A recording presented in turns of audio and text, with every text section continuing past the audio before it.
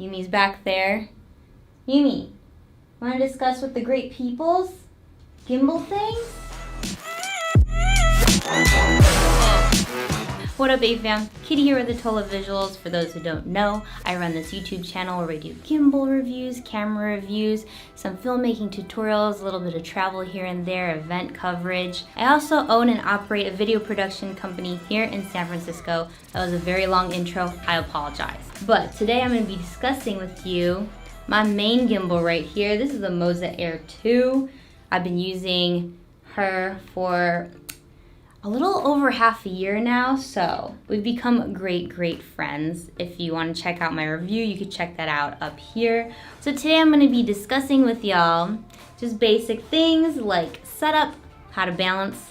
If you have some troubleshooting shake issues, I'll discuss that as well. The basic setup that come straight out of the box, and also my personal settings. So if you need some skip through, there's time codes down below, so you don't have to waste any time.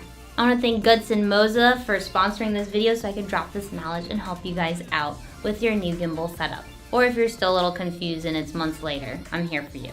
Alright, let's get into the video, shall we?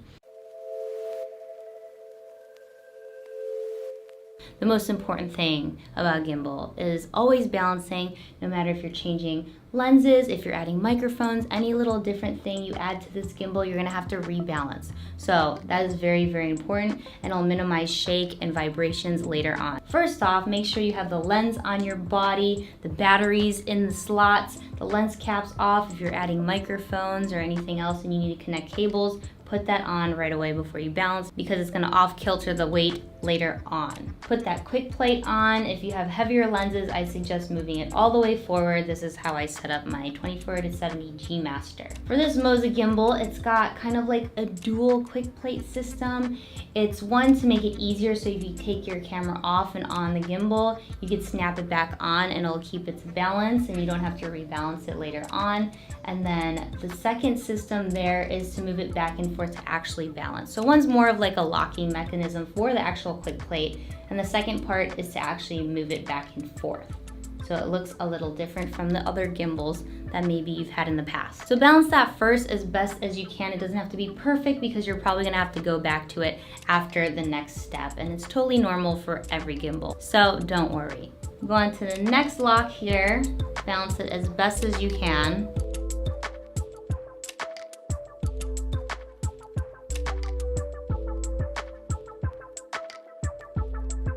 Don't forget the very last one here.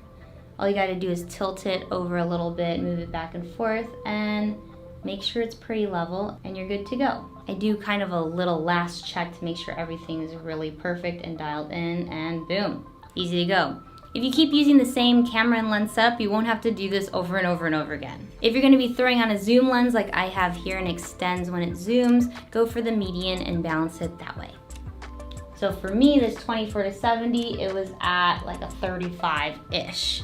Doesn't have to be perfect, but definitely account for that. Even though these motors are pretty strong, I could zoom all the way out and it's still pretty balanced right now, even though I balanced it to a 24, but it always helps, so you don't have to do it later. Got you. All right, once it's all balanced and perfectly ready to go, turn on the camera first if you have the cable on, and then turn on the gimbal. Dun, dun, dun. You're golden. Setup is done. Congratulations. For some of you, if you have a little bit of shake or vibrations when you turn it on, don't worry, you just need a little auto tune, which is really easy to do. Push this button right here and hold it down. It'll do this little jig. Give it a second because it's weighing out the weight that's on it currently. I just love doing it. I don't know why, it's so funny. I'll do it 3 times. And boom, it should be fine. If you're still having issues, go into the app and do a full calibration. Sometimes when these gimbals are traveling, they might get nudged or bumped. So a quick calibration is really easy to do. You just go into the app and it'll pretty much show you how to lay it down, and it's really quick and easy. For some people who are having trouble connecting their camera to the gimbal, for me, I'm using a Sony A7RIII. For others, it might be different. But first, when you first set it up, go into the menu settings and click camera set, select, and I use Sony Multi. To select it, push the right button there, and you won't have to adjust that later on ever again because it'll just remember. And make sure your cable is connected to this port and this port here. If it doesn't work through here, try going into the MOZA Master app and set it through there. For different camera models, you will have different compatibilities with this gimbal here. So for instance, my Sony A7RIII is compatible with triggering the shutter for video, for photos, for motion time lapse. If you're gonna take photos, I do a lot of that work as well. And it also charges the Z battery, which is really nice, so you don't have to change batteries throughout the day. But I have a link down below for the compatibilities. It's changing constantly, like they just added the Nikon Z6. So be sure to check it and also keep your gimbal updated. But the best part is they're always updating this firmware, so make sure you stay up to date. It's really easy to do. All you have to do is set it into a boot mode. To do that, you hold the MOZA joystick and press the power button. And then it'll say boot mode. You could do it through your computer, but I always find it easier just going through the app. You'll be all types of updated and fresh, ready to go. Oh, the basic settings. I know there's a lot of buttons and things going on and different number of clicks for each button to memorize, so I'm gonna provide that here, or maybe a link down below to help you guys out. You can print it out, carry with you. I don't know if people print things anymore, maybe just save it onto your phone as a bookmark so it's easy to remember, but after a while you get used to it and you don't have to think about it so much. For instance, like holding this button will trigger auto tune. If you double click, it'll trigger inception mode. Voila. If you double click the trigger, it'll center it. If you double click 3 times, it'll give you selfie mode. But who's gonna selfie mode on a MOZA Air 2? Ain't me. But if you're strong, hey, there you go. I mostly just use it to display for my tutorials, so what are you gonna do? And then you could really customize the tilt, roll, and pan here based on how many times you push this joystick. This is probably the most confusing part. So, if you double click, it'll be the roll. If you tap it once, it'll be the pan. And the L means lock, the F means follow. If you click 3 times, you'll access the tilt. And then if you don't click enough times, you might screw it up and mess it up. So, practice makes perfect. Good luck, everyone. Thank God there's a screen. That's very helpful. I'm gonna quickly go through my personal settings. First up is the dial here. If you roll it around, you could actually change the speed on which you pan, tilt, and roll. For me, I normally like to have it between 20 and 25. It's really good for orbitals. I really like the fact that you could change the joystick speed here because with some gimbals it might go too fast. Shoot the gimbal up and you're trying to get a nice slow tilt down as you're maneuvering it. I highly recommend to change the joystick speed based on how you shoot. So gimbal sets, operations, and joystick there. Sensitivity. And for me, I have my left right at 19 and my up down at 15. Test it out, see how you feel. But that's how I keep mine. You can copy those settings too. So if you hold the trigger once, usually in default mode, it'll be all lock, but I have it as tilt follow because my default setting here is tilt lock. I just use it all the time. If I want to change it, I don't have to click 3 times on the joystick, which is just insane. I just put it on the trigger button, you hold it, and all of a sudden it's follow mode. For my trigger, I customize it through the menu here. It's really easy to do. All you gotta do is go through, click the center button, and then go to gimbal set, operations, trigger, and you'll have different options here. Some of the ones, like the 3 clicks, have less options than the other ones. So this wheel here is normally used for focus pulling, but for me, I don't use that at all. I usually use autofocus or manual. As you can see, I set mine to roll, because I know sometimes when you're shooting on a gimbal, you might have a little off center on the horizon, and it's really just easy to adjust that way. So to change that, all you gotta do is actually push this button to go through all the different settings. If you're gonna use their eye focus, you can change it back and forth pretty easily, and you don't even have to go through the menu settings through here or the app. It's also really easy to do if you wanna do some crazy Dutch angles. Oh, the beloved spinny inception mode. This is really easy to do, especially on this gimbal. So to access inception mode, you double click this button here and it'll start pointing up. The good thing about this is with other gimbals, I know you just use the joystick to spin left or right. But with this one, if you actually turn on the dial, you don't need hands. So you can change the speed between 0 and 10 or -1 and -10 to go the other way. So depending on how fast and dizzy you want to make your audience, there you go. -10 to 10. And then the joystick, my speed is currently set to 3 and -3. Just a nice slow spin, that's all I need.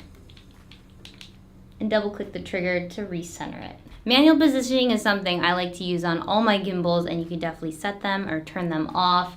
For instance, if you want to tilt up and set it really quickly, you can. I have my tilt and my pan set to manual positioning, but as a note, you have to have the tilt and the pan in lock mode before you can do it. Because if your pan is on follow, it won't work, as you can see. To change those settings, go into the menu, click the center button, gimbal set, motor, and scroll all the way down. After follow, it'll say manual pause. Position there. So I have my tilt on, my roll off, and my pan on. But if you just want tilt, turn that on, yada yada yada, customize it yourself. So the dead angle is kind of important to know if you use a gimbal. In simple terms, it's pretty much the reaction time as you turn your hand when it will start to follow you. So if you're walking straight, for instance, and you kind of have shaky hands, it won't be shifting back and forth. It'll give you some leeway and stay straight. So to change that, it's pretty easy to do. Access the menu, go through gimbal set, click right, then click motor, click follow, and you'll see dead angle there. For me, I set my tilt at 2, my roll at 3, and my pan at 0. So very low settings. If you put it higher, you'll definitely notice that it won't follow you as quickly. But you could change that up based on your preference. If you want different settings, you have 3 configurations that you could save it to. If you're familiar with the Ronin S, you have 3 modes on there as well. So if you want a really smooth, maybe configuration number 1, and then maybe more of like a fast medium, a number 2, you could definitely save them so you don't have to change every single setting and dial those in every time. Last but not least, to throw in a little bit of a bonus, is some shooting techniques. So you could have this dialed in, balanced perfectly, but if the operator don't know how to use it and be really smooth with it, you're gonna have problems no matter how perfect of a gimbal it is. So, first up, I hate to break it to you, but you're gonna have to hold your breath. For most of my gimbal shots, I'm holding my breath. For real. No joke. I know some of you can relate. But even with handheld, I'm holding my breath. Just that little bit of movement sometimes will just bring your arms up and down just a little bit, and you do not want that. Second of all, ninja walk. You have to practice the ninja walk. This will not get rid of your walking bounces unless you maybe have like that whole vest system or a 5-axis gimbal or maybe like a Steadicam and it has that bouncy springy arm. You're gonna have to walk kind of weird, but after a while you just don't care how you look. It doesn't look cool, I'll tell you that, but it'll make your footage a lot smoother. So bend your knees, work out your thighs, and this is your position. Walkie, walkie, walkie, walkie.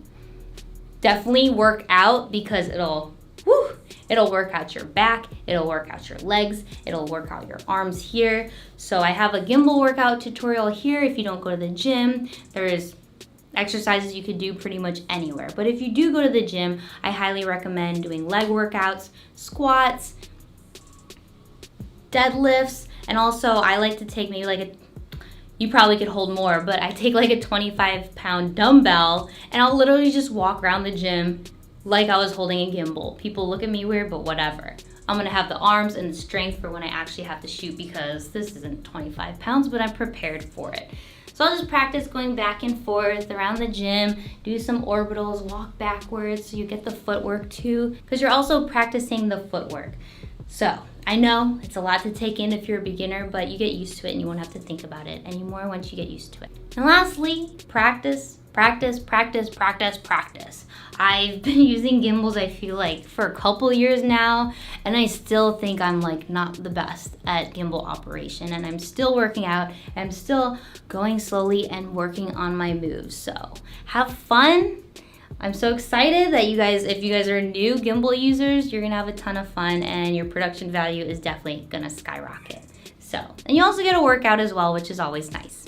So have fun. Hopefully this helped you guys out. Let me know if you have any further questions down in the comments below. What do you think, Moza? You think we discussed everything? That was a pretty long video. I have a plethora of other gimbal videos as well if you want to check them out. Here, I just did a MOZA motion time-lapse tutorial with this guy. If you want to learn how to do that, I suggest you stop by. But thanks for hanging out with me. Find my IG because I post there on the daily. You do you, fam, and I'll see you when I see you. Done. Done. All right, cut.